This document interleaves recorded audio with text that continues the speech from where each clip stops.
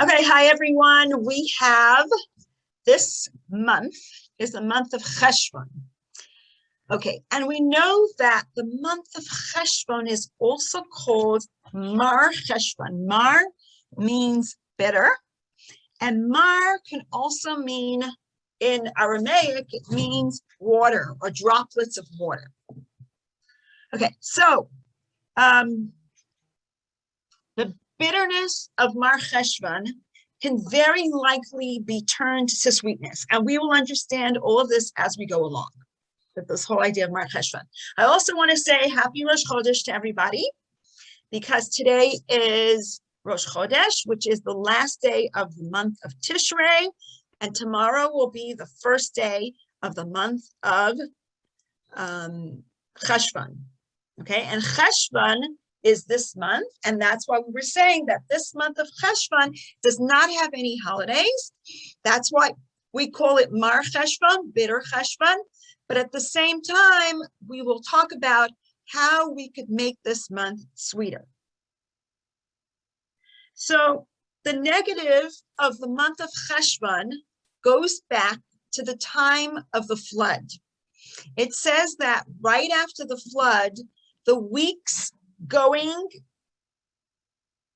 like about 6 weeks, going past the day of the flood, which happens to be the 17th of this month, the month of Cheshvan, were very, very sad days. And there were days just like the 3 weeks were. They were such kind of days. Like, in other words, you shouldn't do anything that can be dangerous. You should be careful in these weeks. But when King Solomon built the temple, everything changed. Why did everything change? Because the temple made these days become good days, because the temple was built in the month of Cheshvan. Okay, so here let's go back to this whole story of the flood. We know that Noah was considered a tzaddik in his generation. Had he been in another generation, he might have not been such a big righteous person. But compared to everyone in his generation, he was completely righteous. Now, God told Noah to build a teva. A teva in English is an ark. In Hebrew, a teva could mean an ark, but it also could mean a letter. And so God was telling Noah to go into the letters of the Torah and Tefillah, to go into the letters of Torah.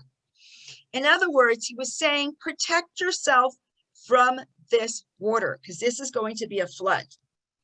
And then God said, take with you 7 pairs of kosher animals and two non-kosher animals. Why 7 pairs, which means 14 kosher animals and 2 non-kosher animals? Because when he would come out of the teva, he would give a sacrifice of the kosher animals. So that's why he needed more kosher animals than non-kosher animals. Now the question is, how in the world would Noah know which are kosher and which are not kosher? Is he going to go do a test? The test is if something chews its cud and has split hoofs. Split hoofs we can see, but chews its cud, what are you going to go feed all the animals, every single animal on earth? So there was a miracle. God made all the animals just come into the ark right away. So he didn't have to do anything. Now, Noah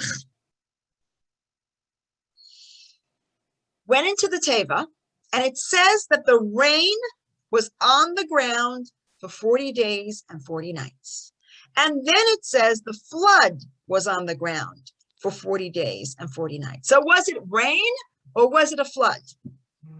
How could we figure that out? On one hand, we say that it was rain. And on the other hand, we say that it was a flood. So which one was it? Anybody can think of how could it be rain and a flood at the same time? What is rain? Rain is the idea of mercy of God, because when it rains, what happens? The plants grow. A flood is too much rain. When God gives too much, it destroys the world. So here we have rain and we have a flood. So we have good and we have bad at the same time. So look at the flood. The flood was an amazing thing that came down. Now, the idea of flood in Hebrew is mabul. Mabul means a flood. The first letter of mabul is mem. And mem is numerical value of 40. It was 40 days and 40 nights that the flood came. Mem could also be another word in Hebrew, the word mikvah. Mikvah means a ritual bath. In other words, it's a purifying element. So when a person goes into a mikvah, that means they are becoming more pure. So on one hand, you can say that the mabul was very bad, it was horrible. On the other hand, you can say that the mabul was like a mikvah. Okay, so we know that the idea of rain, when it comes to the month of Cheshvan, is also this. We know that it starts raining starting the 7th day of Cheshvan. Why wasn't it raining before? Does anybody know? Why didn't it rain prior to the 7th of Cheshvan? Why all of a sudden God says the 7th of Cheshvan starts the rainy season? Why isn't it the 1st of Cheshvan? Why the 7th of Cheshvan? Anybody have an idea? Because I was born in the 7th of Cheshvan? Right. Oh, happy birthday. Thank you. Thank you. Yes, that's in next week will be your birthday. Beautiful. Anyway, it's interesting that you were born the 7th of Cheshvan, and the 7th of Cheshvan has a very big significance in Jewish world. Why? Okay, the month of Tishrei just passed, right? What did we just have in the month of Tishrei? We had Rosh Hashanah, we had Yom Kippur, we had Sukkot, we had Simchat Torah, and everybody in the old days were in Israel. Where did they go? Where did they go during the time of the temple? They went up to the temple, right? And then what happens? They get to the temple and they keep Rosh Hashanah, Yom Kippur, Sukkot, Simchat Torah. Now it's time to go home. How long does it take people to get home? The last person to get home was on the 7th of Cheshvan. In other words, the last person to reach their home was on the 7th of Cheshvan. And therefore, at that moment, we can start the rainy season.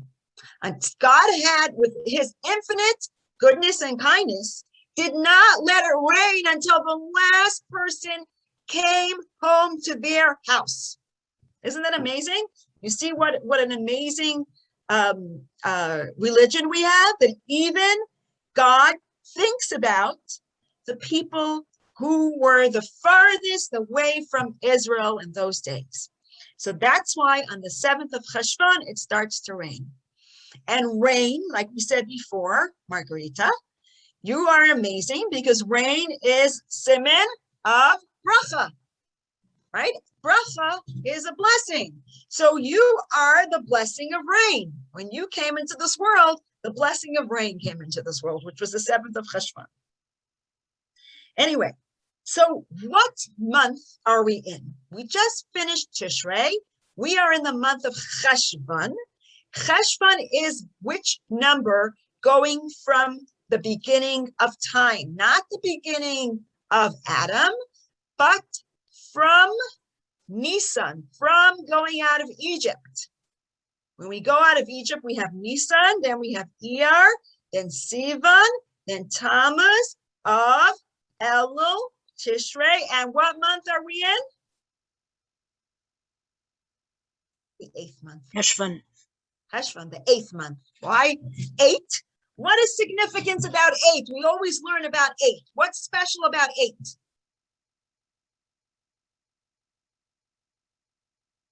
8 is transcendence, right?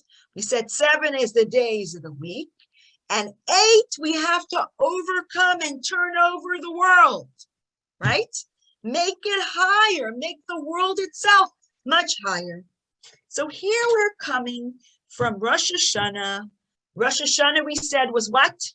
Rosh Hashanah is the beginning of the year. It's the new year. It's the time that we crown our king. That's exciting. Then we come to Yom Kippur. Yom Kippur is the day of judgment, the day of atonement. God says, I forgive you. Then we get to Sukkot. And what happens on Sukkot? On Sukkot, we have dancing and singing and happiness because God has just brought us into his home, the Sukkah, the beautiful abode of God in God's home. And then Simchas Torah, we're dancing a whole week, all the way through Simchas Torah, we're dancing with the Torah. Everything's about emotion, excitement. We have the pulsating energy on Simchas Torah. We have amazing energy coming from Simchas Torah, coming out to the rest of the year. Let me just tell you, actually, I'm going to tell you two stories about Simchas Torah, and then you'll kind of get the joy and the understanding of how we come out of Simchas Torah and go into the month of Cheshvan and what we do to the month of Cheshvan. So this is a story about a child who was hidden during Nazi Germany. He was hidden in a Catholic home. And the city that he was from, everybody was sent to Auschwitz, and they were all killed out. But he was alive because his Catholic nanny took him home and took care of him and didn't let anybody get him. She even baptized him. She made him Catholic. And she was happy because she knew that all those Jews must have died. And there's no way that his mother or father would be alive and be able to pick him up and take him home. But one day, right before Simchas Torah, his father showed up. Could you imagine? She was so upset, but she didn't have a choice. This was his father. His father's name was Yosef. And Yosef is picking up his son. He picks him up and he brings him to the synagogue. It was Simchas Torah. And everyone's dancing around. But before he got to the synagogue, he passed the priest. And he started to cross himself. You know how all Catholics do. And his father was shocked. He says, oh my goodness, look at my son. He's crossing himself. Like, what's going on? And they went into the synagogue. And in the synagogue, they're standing there. And a guy runs up to him and says, look, I've never seen a child in a long time. I was in the army and I just got released from the army. And I came to the synagogue for Simchas Torah and everybody is adults and there's no kids left. And you're the only child that I see. Come with me, get on my shoulders, let's dance. And I will dance with you like you are a Sefer Torah. You are my little Sefer Torah. Come on my shoulders. And he starts to dance around and dance around. And this boy got so excited, he realized how important it is. And he started to cry and remembered that he was Jewish. And he remembered the way his father used to dance on Simchas Torah. And this boy got very happy. And it turns out that this boy went to America. And this boy's name is Abe Foxman, and he is the head of the ADL. And that's the Defense League, for the Jewish Defense League. And he's the head of ADL. And could you imagine if his father would not have picked him up, he would never have been who he was. So that's one story of Simchas Torah. Here's another story of Simchas Torah. This is a story of during the time of the Cantonists. Okay, does anybody know what the Cantonists are? These are boys that they were in Russia and they lived in Russia. And the Tsar decreed that all boys 8 or 9 years old must come to the Tsar's army. And these parents were so upset. So the Tsar said, we need 10 boys to come. And the rich people said, oh, we're going to pay off and you guys go. And the poor kids were devastated. So the rabbi said, you know what? I have a son too. Let's make a lottery and let's see which kids we're going to send. It doesn't matter if they're rich or poor. What happened? Next day, the rich people did not listen to the rabbi, and they sent kidnappers to kidnap 9 boys that they decided to take. And one of them was the rabbi's son. And the rabbi hid him. But the problem was that they were looking for him and they were beating up his mother, and he got very upset. So he came out of his hiding place and they grabbed him and they took him to the train. And before he got on the train, his mother said, don't forget, you're 9 years old now. When you're going to be 13, remember to put on tefillin. And he says, tefillin? What do I need tefillin now for? She says, don't worry, just take it. And he took it. And he went, and he says it was very torturous because they tried to make them be non-Jews. And he kept his cool, and he was very careful not to give up his Judaism. And not just careful for himself, but for all the group that was with him, because he was the rabbi's son. So he needed to behave a little bit stronger. And they tried to torture him to become a Catholic. And he said, no, no, no, he's never going to do it. And finally, they tortured him so much that he said, okay, give me 3 days. And they gave him 3 days. By the end of the 3rd day, he turned around and he cut off 3 of his fingers, the ones that were not the ones that put on tefillin. And he said, I would never, ever be a non-Jew. And after that, eventually the Tsar heard about the story. And so at that moment, the Tsar decided never to take boys again. So this is the story that kind of made the Tsar to change his mind. And they all got released. And they were dancing one day in Simchas Torah at this synagogue. It was called the Cantonist Synagogue. And they were dancing round and round. And the little kids that were there asked this boy, what happened to your fingers? And so he went and told the story.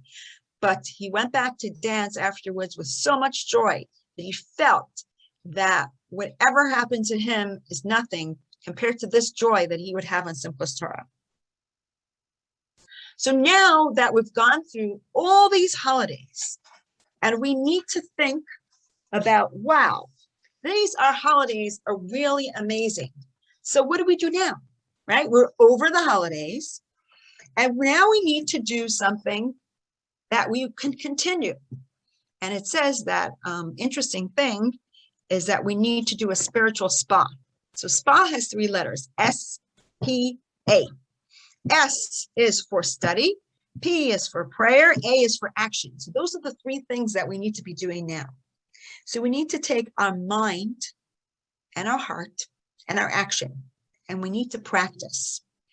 Because let's say a person is a very negative person.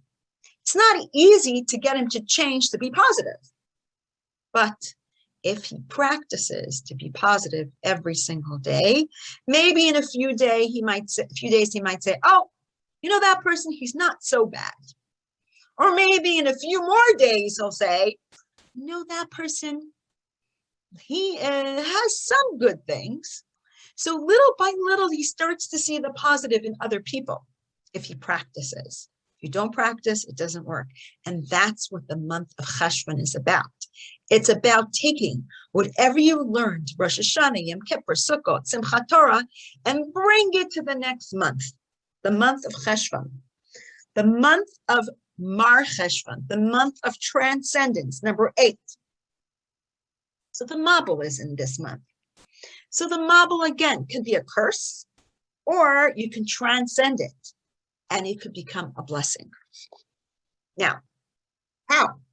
The world gets purified. It's not as bad as we think.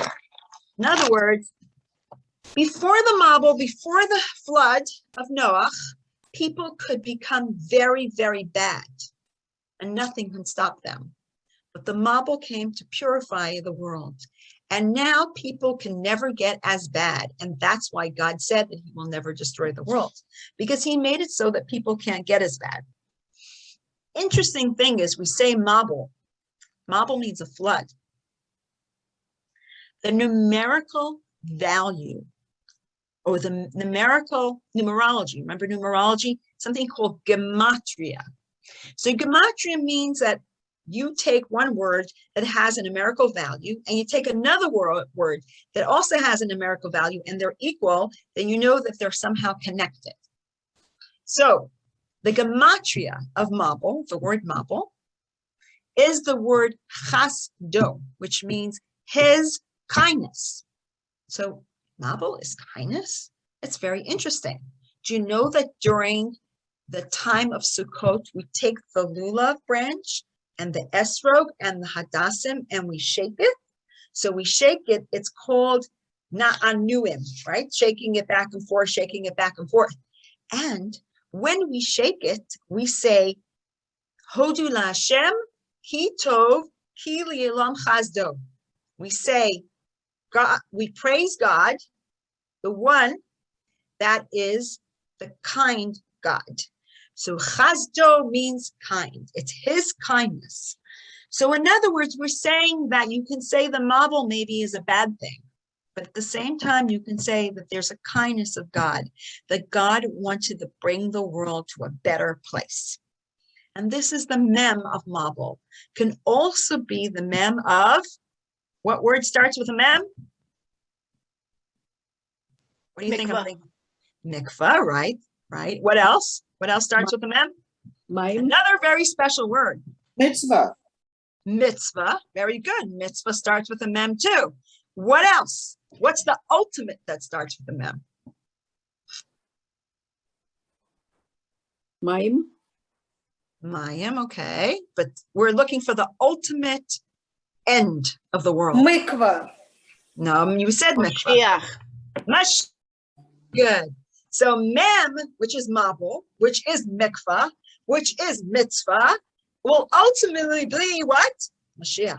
Yeah. In other words, we are looking now at this idea that we're switching the idea of Mabul, which is bad, to the idea of Mashiach. Who here can think of what I am thinking to connect it to?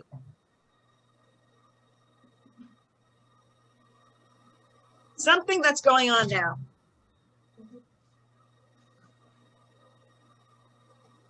Very good. Liba's telling the answer behind me. She said COVID. Very good. So in other words, we're looking at the world right now, right? And we see that there's something terrible happening in the world, which is COVID, right? Like Mabul, like a flood, a terrible flood. But we have to transcend that flood. And we have to go above it and beyond. And we have to come to a better place. What did we learn from COVID that's bringing us to a better place? How to use Zoom? Okay, that works. Very good. How to use Zoom, that helped. So that we can have more people involved in Yiddishkeit, because we actually are using Zoom. What else? Washing hands. What? Thinking about Hashem. Thinking about Hashem more, right? Stopping to think, basically, stopping to think. Before we weren't thinking, we were just go, go, go, go, go, right? Now we stopped, we were in the house, we were able to think, and even after COVID, we're still thinking. We haven't stopped thinking, right? Very good.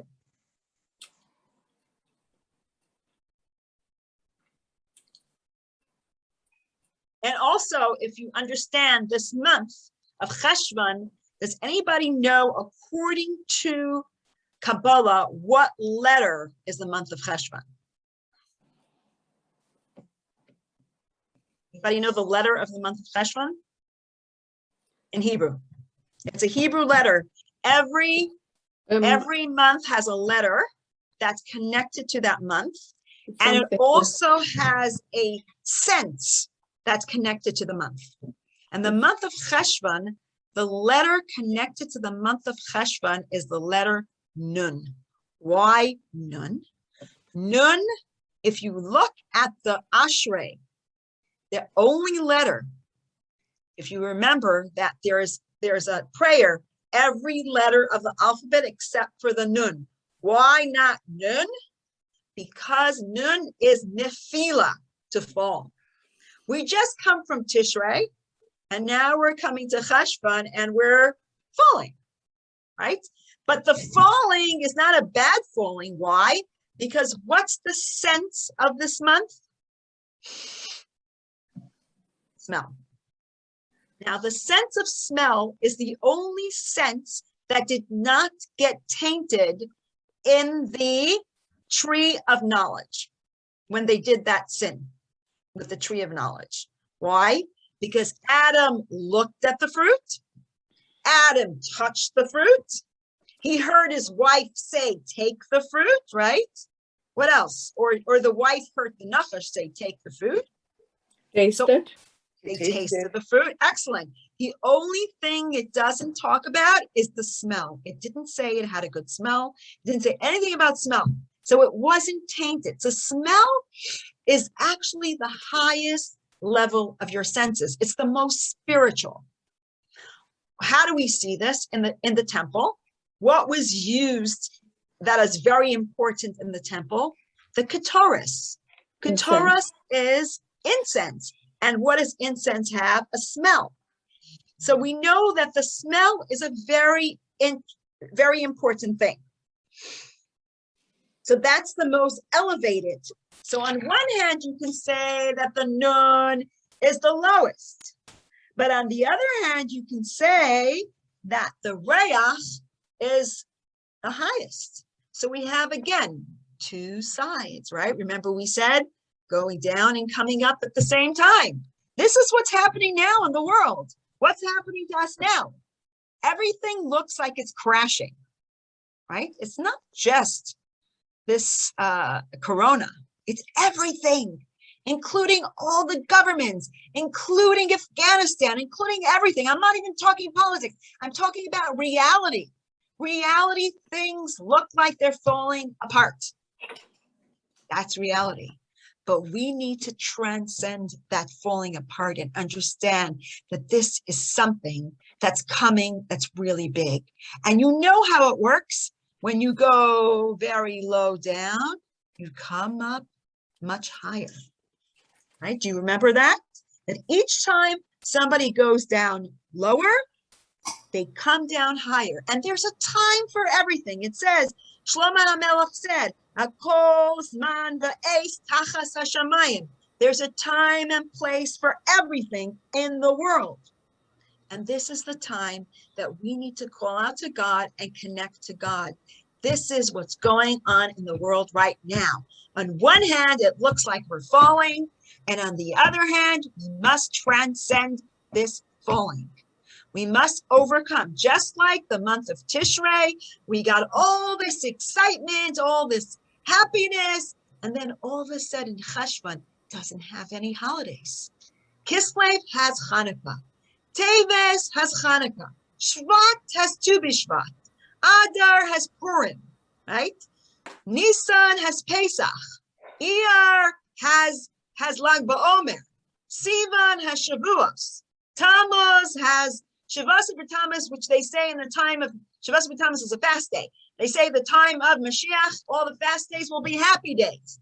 And then we have Av, which is, we know Tu B'Av, the time that the women went out to dance and find their mates. And Elul is we blow the shofar the whole month. And Tishri is all the holidays. So every month has holidays packed, except for the month of Cheshvan. And Cheshvan, we know that the Beis HaMikdash, that Mashiach, the third Beis HaMikdash will be built. It's a very opportune month because when something is very hidden, it's really a lot deeper. On one hand, we have the Nun, which is Nefila, which is falling. And on the other hand, what do we have? We have Reach. We have the smell, the amazing smell that is very, very sensitive. something that's sensitive in a person's body that's very spiritual, that's closer to God, a reach nichoach, a beautiful smell that we connect to God. So here we see such an array of things that are going on in this world, just like Tishrei and Cheshvan. We are in the month of Cheshvan for the past 2 years. We are seeing problems for the past 2 years. Government's falling, everything's falling apart. But at the same time, there's something going on. Look at all the amazing things that are happening in the world on one hand. All the evil is coming out. It's all going to be blown up in our faces. What happened to Facebook this week? I don't understand.